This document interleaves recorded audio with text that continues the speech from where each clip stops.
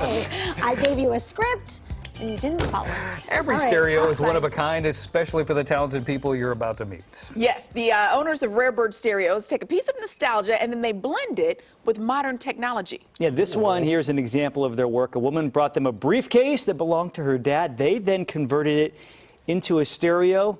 Her dad was given that same briefcase when he passed the bar, and he gave it to her when she did the same thing. That is so cool. Yeah, it is. So Lori's standing by with more on how this whole idea came about. This is so cool. Are these not the coolest? Cool. Yes, this is Kaden Hill. Thank you so much for coming in. Rarebird Stereos.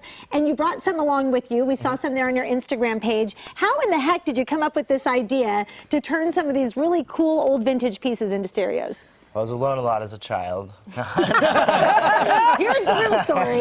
No, I've always been really motivated by what's here and what can I make out of it. So I used to find a lot of old speakers that needed a new life, or old boxes that didn't necessarily work as boxes anymore. And then the ideas kind of married together. So it started kind of with resourcefulness and recycling. And so we saw that clip there, that picture that you did with the briefcase, and that obviously had so much sentimental value. Now, you've done a lot of different things, larger pieces, smaller. What would you say has been the most interesting, or the piece that you've liked working on the most? Well, I love doing custom because of the emotions behind it, because it's about somebody's object that means something to them. So there tends to be something that goes into that. But my favorite piece was probably a little 80s TV that I did. I mean, you could really do just about anything. Just about anything, yeah. I learned how to vibrate in metal, so I can pretty much do just about anything. So these are all Bluetooth ready. Yes. How long does it take you to do one of these? Something on the smaller side and then something bigger like this? Smaller side, I mean, I have my process down, so if I have everything there to build it at one time, I could do it in about half a day. But my bigger pieces will usually take me longer. But I do things in stages as well.